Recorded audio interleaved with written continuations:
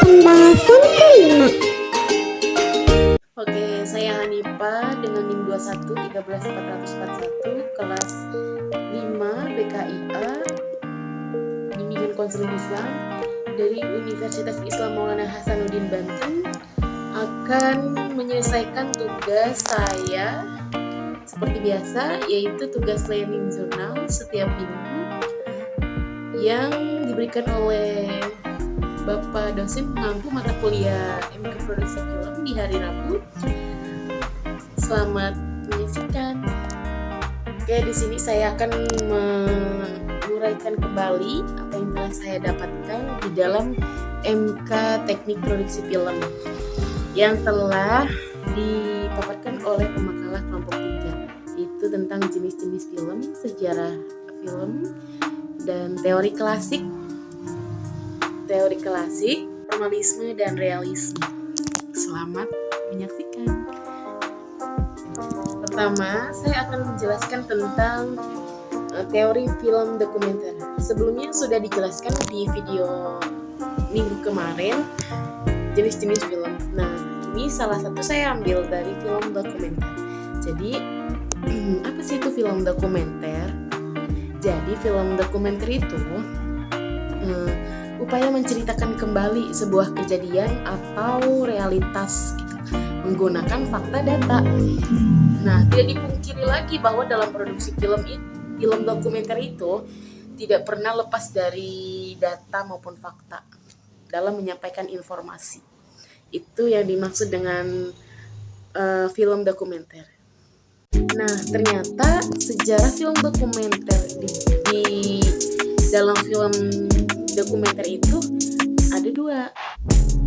Dia mempunyai dua sejarah ya, yaitu sejarah film dokumenter di dunia dan sejarah film dokumenter di Indonesia. Yang pertama saya akan menjelaskan sejarah film dokumenter di dunia. Jadi film dokumenter di dunia itu sejarahnya itu pada tahun 1872. Film dokumenter itu telah memiliki sejumlah variasi dalam ide cerita, dari gerak kaki kuda hingga propaganda. Awal mulanya itu dari Leland Stanford. Nah, dia itu berniat meneliti gerakan kaki kuda yang akan digunakan sebagai rumusan metode dalam pelatihan kuda pacu.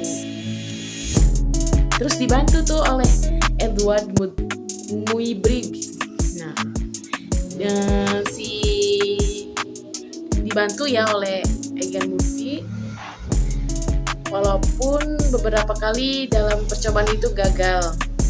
Selanjutnya saya akan mengulas sejarah film dokumenter di Indonesia. Tadi sudah di sejarah film dokumenter di dunia, sekarang sejarah film dokumenter di Indonesia.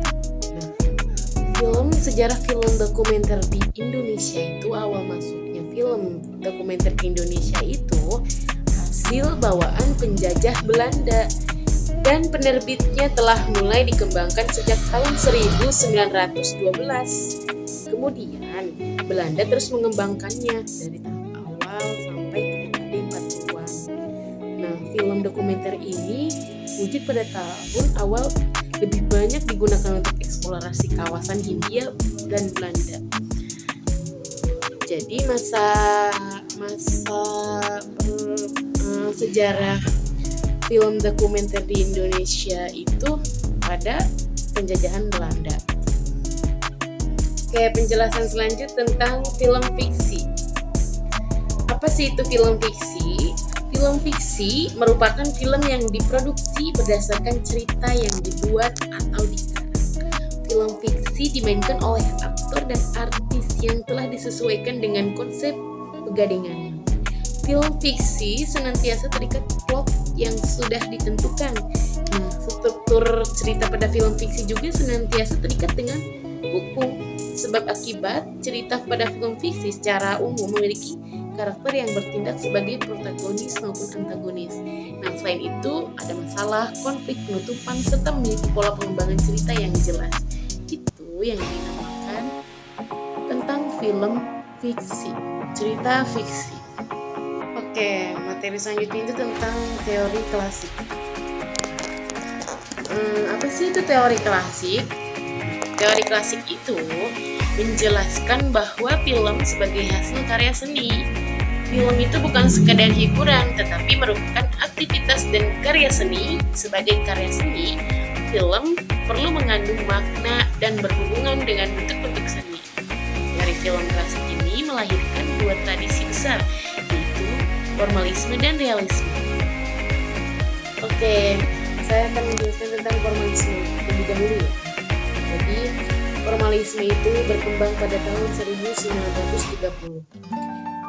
Menyatakan bahwa film itu bukan hanya suatu rekaman gambar. Dalam prosesnya itu berpotensi terjadinya perubahan dalam produksi film. Nah, jadi dalam produksi film itu terjadinya perubahan dalam produksi film dari aslinya. Nah, dikarenakan adanya opsi framing, sudut kamera dan pencahayaan, itu yang disebut formalisme. Selanjutnya itu realisme, yaitu berkembang pada tahun 1945 setelah PD2 yang menekankan bahwa para sinias harus bebas ketika menggarap sebuah film dengan beragam pendekatan sinematik.